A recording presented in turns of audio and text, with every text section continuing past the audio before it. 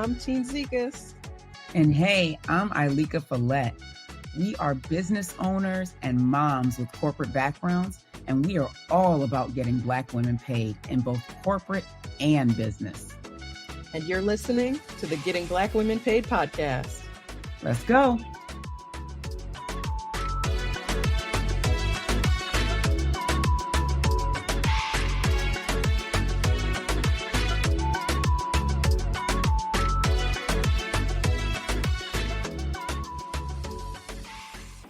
Hey, welcome back to the Getting Black Women Paid podcast. We have a special episode today with Father's Day coming up. We wanted to honor our own fathers and the fathers in our lives who helped us become the businesswomen that we are today. So welcome to a special Father's Day episode of Getting Black Women Paid podcast. Again, I am Teen Zekas, and I'm here with my lovely co-host. And I'm Ileka Follette. Hello, everyone. I'm super excited about this episode. Me too. I am. Okay, so I want to start with, we're honoring Black fathers in this Yes. episode. We want to talk about this strength that we get from wonderful Black fathers, and the ways that they can influence and shape the way that Black women get paid, the way that we pursue generational wealth, all of those things that we are so focused on. Black fathers can be a huge part of that. So I'm just so excited to be talking about this. Yes. And it's like a love note to our dads, Oh, yeah. So if we cry, right? We're just preempting it right now. There might be tears. Exactly. So I would love to kick it off and just give a little intro about my father. So as I think I've mentioned previously on the podcast, I am the daughter of a Nigerian immigrant father. He is royalty, legit Nigerian royalty. And he is the embodiment of service to community, service above self. And I have spent my whole life watching him give of himself. He is a business owner, and that is not actually the piece that I took inspiration from. Growing up, I didn't really see him like doing the business, whatever. What I saw was, because he was his own boss, he could coach our soccer teams. He could, be there. There was a time where he was working from home, and so he was there when I would get home from school. And so that's what I saw. So I wasn't, looking to him being like, I want to be in business. I want to have my own business. I was looking to him just like, this is how you show up for your family. Mm-hmm. Oh, I love that. Yeah. So that's my little intro of kind of growing up with my dad. What about you? So my dad, Black American man from the South, grew up extremely poor, right? And he decided, I remember he's told me stories about when he was 4 years old, how he decided that he would not live that lifestyle, that he was going to work to make something of himself. Wow.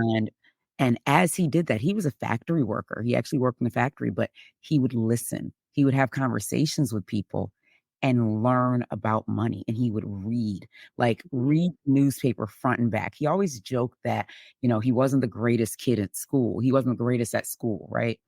But I'm like, and you would sit there reading like the entire financial section of the newspaper every day, like, Right. oh, he learned money so well. So he would he would get into some stocks or invest well in different things so that he knew how to grow his money basically.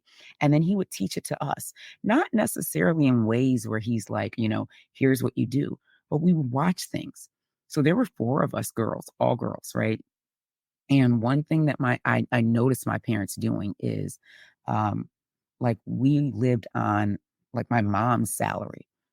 She worked for an airline, and so back then maybe I don't know, 30 something $1,000 a year, if that, right? Yeah. And so we're a family of 6 living on that. Guess what they were doing with my dad's salary? They were saving it. They were saving it and investing it and growing wealth, and we saw that, and so it's something that really stuck with us on how to manage wealth, and so that was super important. But the other thing, I loved how you mentioned how your dad was there.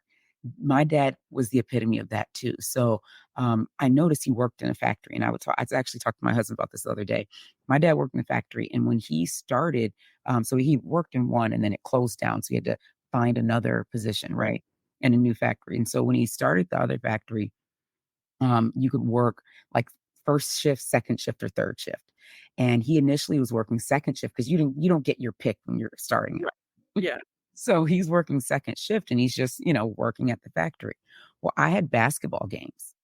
And so my basketball games were every Tuesday and Friday from at 7 p.m. or whatever, right? Mhm. So my dad changed to third shift so that he could make it to my basketball game. And then he would leave my basketball games. I'd have to ride home with him so he could talk to me about what I did right and wrong in this Yep. game, right? Recap the whole game. Yep. I could hear every play by play of what I did and what my team did and Yep. coach did. Yep. And then he would, he'd drop me off at home, and then he would go to work. Amazing. And then he'd come home, and when he got home from work, I would just be waking up in the morning, and we would sit down, we'd have coffee, and then I would drive to school. He was teaching me how to drive. So I drive to school, And learning he was coaching you on basketball, he was coaching you on driving. exactly. My dad is he's the ultimate motivational speaker. He should have Mm, been a motivational speaker or a coach or something like that. He was my first coach. And when I look around my family members, like my cousins, especially my male cousins who may not have had dads in their lives, and some mhm. who did, they all came to my dad for advice, and they still do at 30, 40, and 50 years old. These men still call Oh, my dad when they have I a big love that. yeah. Oh, that is amazing. Well, and I love that you brought up I'm going kind of back towards the beginning, just the education piece to imagine where he came from and now look at where his child is in terms of, I'm gonna change my circumstance and I'm gonna set something up for the next generation so they can do better than I did. Mhm, That reminds me of my dad as well. So, his grandparents were illiterate, mhm. Wow. Yeah. his parents were educators, and Mm, then he and all of his siblings have professional degrees mhm. beyond, postgraduate. Yeah. So, each generation it was, you're gonna do more. Mhm. And, I remember I was in 2nd grade and I got a C on a spelling test. And my dad sat me down and he said, "Everyone in this family goes to college." And I was, 7. I thought that colleges were gonna be looking at my 2nd grade spelling test. So, It was a feat. well, Right. I learned how to spell, Yeah. but I I mentioned that because it was very clear early on in my life what the expectation was going to be, Mhm. and, that he was gonna do the work to provide for me to have that opportunity, but that I was gonna do the work to get there. Yeah. Right? And I noticed, even in my own parenting, I was talking with, I think it was my tax advisor or something about our, like, education funds for the kids, and she said something about, like, "Well, and if they decide not to go to college," and, like, my first thought was like, "Oh, they're going to college," and I was like, Mm. "Oh, I didn't even know that lived in me." I'm over here thinking I'm this progressive parent, you could do whatever you wanna do, and now I'm like, "Ooh, some of that Right. some of that lingered." That's hilarious. Um But all even so, when I was making different pivots in my career, when I was quitting things without a plan, Mhm. he was there. Yeah. He helped me set up my classroom Oh, when I was gonna be a math teacher. He helped me, hang up the posters and do whatever, and I worked at that school for, like, a month where over the summer, getting everything ready, and we've talked about this too. I quit that job 6 school days in. yeah. You know who picked me up and helped me take down all that stuff? Was my dad. Oh my goodness. and so to know that, you know, I was leaving a career that he had supported, right? I was gonna be Mhm. a teacher like his mother and, that he didn't make me feel any kind of way when I Mhm. was like, "This is not for me. This doesn't fit." He was just there. Yeah, and that's major. Yeah. It's and having that foundation, right? Like, that's the thing that we get to talk about when we're talking about getting Black women paid and the things that we do, right? And the things Mhm. that we love and we're passionate about. That foundation that was set by our dads has been a game changer for us. Yeah. Yeah. I know that when I think about I know that when I look at the things that I've done, whether it be working for the Fortune 500 and Fortune 100 companies, saving them millions, right? Doing all those things, leadership roles. And I look at my sisters doing the same things. I know that that came from that foundation that was set. Right. And the thing that you just mentioned that, and I would say this, I say this all the time. I'm like, I know that if I fall, he'll catch me. Mm, I knew that. And so when I look for a absolutely. husband, I also look for the same thing. I look for those similar qualities because Mm. I want a husband that if my daughter falls, if our kids were to fall, he's gonna be there. He's not gonna be right there, like, whoop, underneath, like, Right, give them some room to grow and learn. Bro, right? Right. They know that there's still that foundation there, and that's so major, Mm, mm. you Well, know? and I love that you're bringing up now some of the other fathers in our lives, Mhm, right? Um, I know this is a tribute to Black fathers. My husband is not Black, but he the support that he gives me in founding this business, in, doing this work that is not guaranteed, it's not a guaranteed paycheck, and taking care of the kids when I'm going on a trip to speak somewhere and what have you.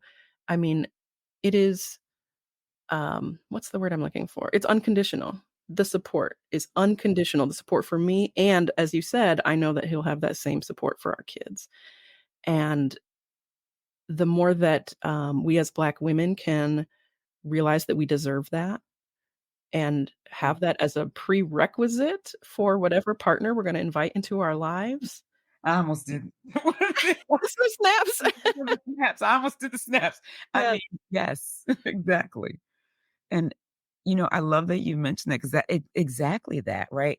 I often talk about how I have 4 kids, right? We have 4 kids. Mhm. And people are like, "Oh my gosh, you have 4 kids," like I'm a Duggar. Remember the Duggars who had like 20 kids? That's how people look at me. It's like, "You have 4 kids?" Like, it's crazy. But also at the same time, they're looking at me like, "Oh, you have 4 kids. You are superwoman. You are handling it all. You have 4 Mm. kids. You have a business, and you're doing this." And Right, how do you do it all? how do you do it all?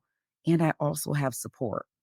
Like, Mm. if you saw me traveling on these trips to be an MC at this event or speak at this event or go on or host this retreat or whatever it is, I can't do those things without my amazing husband who's there taking Right. care of 4 whole people who all have personalities and all have a ton of crap that they've gotta do, right? "Oh, Yep. I got soccer and I've got track and I've got this field trip and this I homework." love your kid's voice. Right? They have all the things, right? You have all the things, yep, It's and like without that support, mhm. there's no way you could, quote, unquote, "do it all," right? Mm, exactly. Mhm, And for me, even I almost sometimes I feel bad even talking about, the work-life balance conversations and how do you do this, how do you do that, because my husband takes care of the kids, he takes care of the house, he does the mhm, cooking. He is the stay-at-home dad, mhm, mhm, and when I did, at one point in my career have a pay cut, then he continued to do all those things and then worked nights and weekends mhm. to pick up the slack. He is the reason I can do this. Exactly. Yep. It's just that simple, right? Yeah. Having that support is huge. And my husband's not a stay-at-home dad, so he's also doing the working and supporting me, right? Mhm. In this dream that I have to grow this business, right? And just thinking about that, we have these dreams that are amazing, we wanna do all these things, but I often think about people who don't have that level of support, and I'm like, "Man, Right. would I be able to do it without the support of being able to help with the kids, of Mhm. and of course, I support back when he has things that he needs to do, things are a little heavier at work, we have our It's a partnership.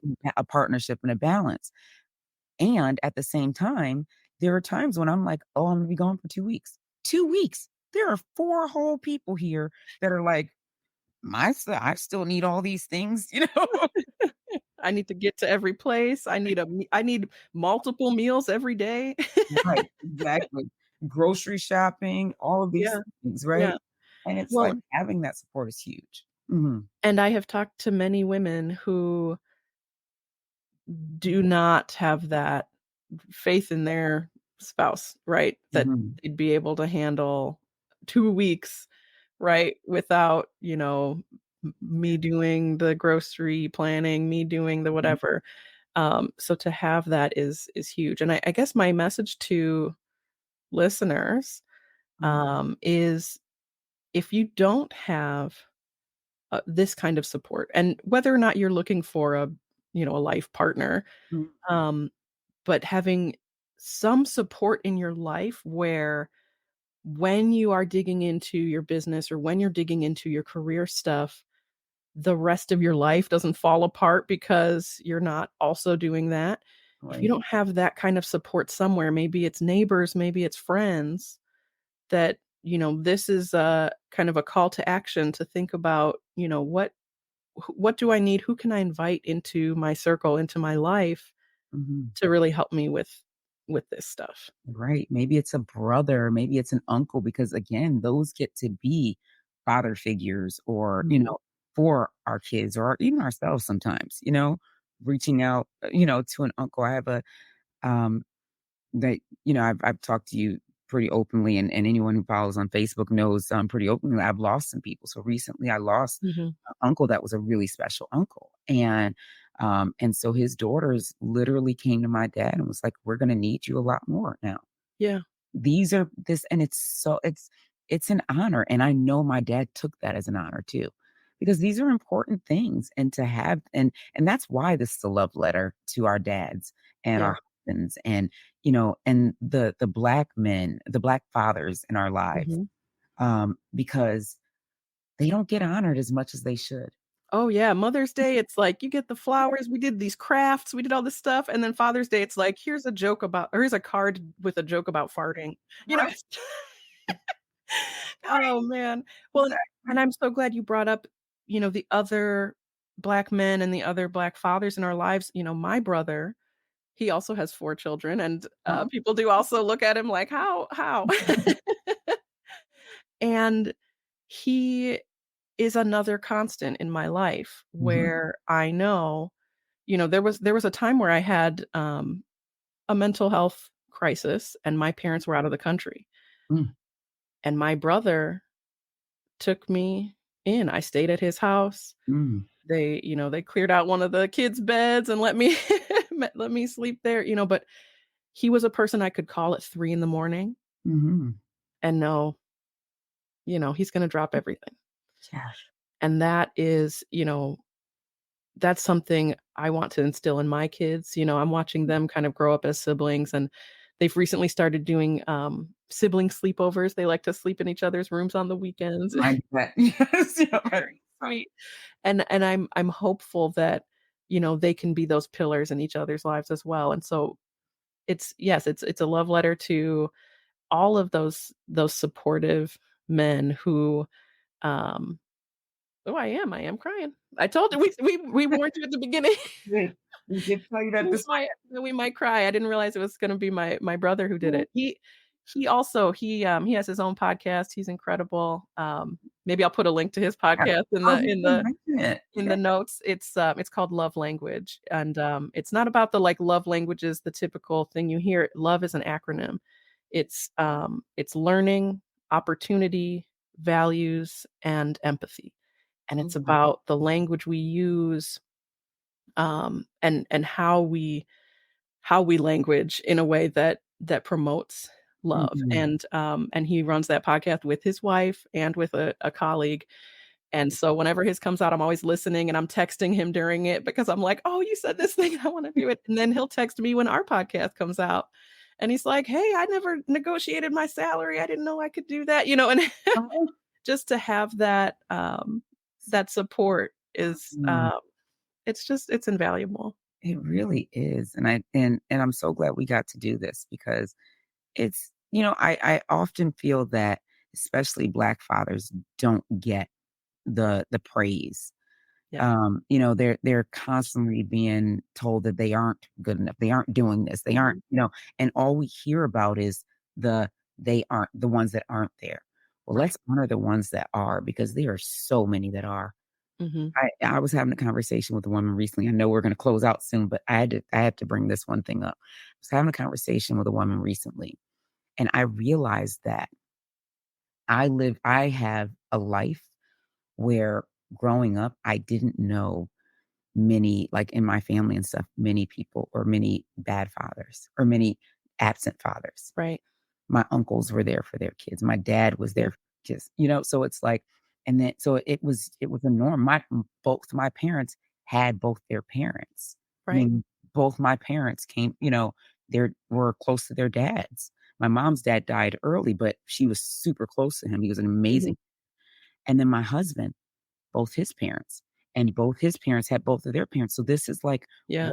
what was normal for me. And the woman that I was speaking with, she had the complete opposite experience. Mm. Never known anyone who had a dad. She'd Right. never, until her husband. And I was like, wow. Like Mhm. it's amazing and super interesting to look at how those experiences are so different. And Yeah. I and so what I loved about this woman though is she could have been one of these women who constantly said, dads aren't around, black dads aren't there, black dads aren't Mhm. there. Mhm. But instead, she's the woman saying, "Oh, yes, they are. Look at my husband."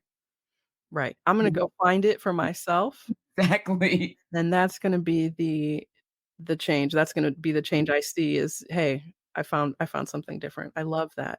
And so, yeah, if you're listening and if you didn't have a dad, supporting you growing up, um, know that these men are out there and find where to invite these influences into your life, whether it Mhm. is an uncle or a mentor, a family friend, someone who can, be that example, provide guidance and that support. Absolutely. All right. Well, thank you guys. That's our episode, and we're super excited. We love this episode, and it's a love letter to Black fathers. Be sure to subscribe. Thank you so much for watching. We'll see you guys in the next episode. Hey, thanks for listening to the Getting Black Women Paid podcast. If you want to hear more episodes like this one, subscribe wherever you're listening now. And if you loved what you heard, be sure to leave us a review. And make sure you share the podcast with incredible Black women in your life so we can continue getting Black women paid. All right, we'll see you in the next one.